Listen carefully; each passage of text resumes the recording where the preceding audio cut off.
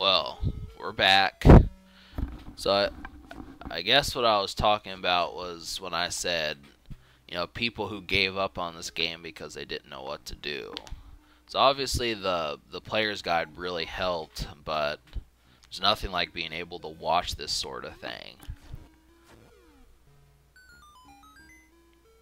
But then, a lot of people will argue that concept because, there's so many people who can't get anywhere in their vehicle without GPS. And in a lot of ways, people will say, well, when I was 20, I found my way just off of directions. And I can't determine if that's the more valuable skill or if we should be upgrading the technology. It's one way or the other, but it's the same thing with video games. So this is kind of like a mini guidebook, but it's also supposed to be an idea of the fun that you're going to have in watching it. So don't think that I'm just doing this just so you know how to get to the end, because I'm certain anyone you could just read a frequently asked question for that. So,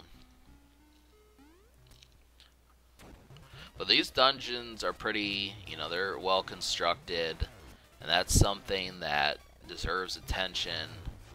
It's because, if there's ever a Zelda maker one day, I'm not sure how many people would be able to design them. I definitely would like to see it. I'd love to see a Zelda maker by 2021 or so, maybe 2023, and you can do the original Zelda, Link's Awakening, and A Link to the Past. Which I would like, I definitely wouldn't mind.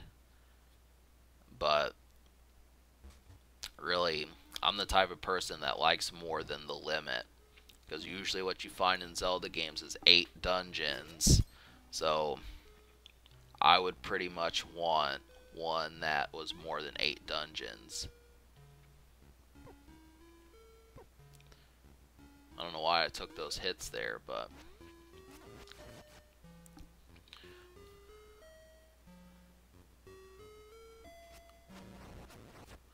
yeah, I do like Zelda quite a bit, and I definitely played A Link to the Past a lot more than this, but I was not able to beat that game.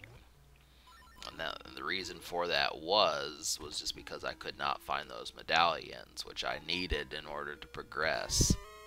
So that was the instance.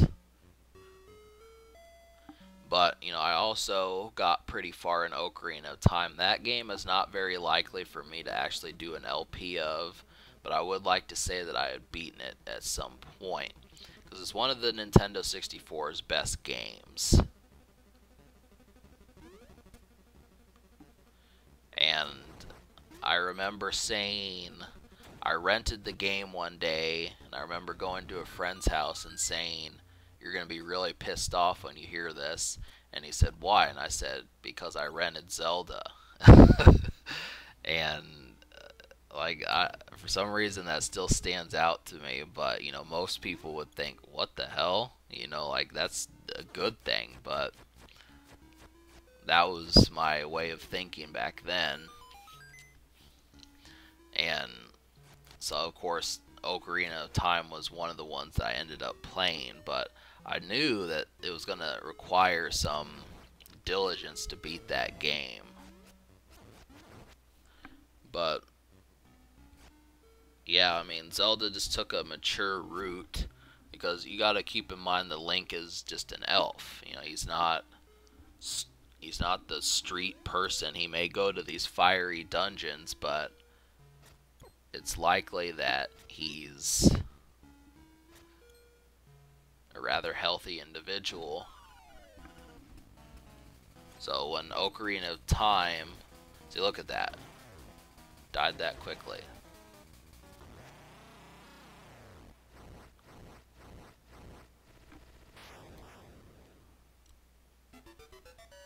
Yeah, I mean, that was the thing. Of course, when I rented the game for the first time, there was someone who had already gotten far enough in it. I got it from Blockbuster somewhere in the year 1999 or 2000. And what happened was they were at the Temple of Time, and I remember going through with that. I was just looking for the next area to go to. I really don't remember how far, but they had gotten I really don't know. I mean, that was always something fun when you rented cartridges, was you'd always have the prior person's save on there. Of course, there were probably people who deleted these files, but I mean, you would at least see someone who had gotten 90% of the way through the game. So,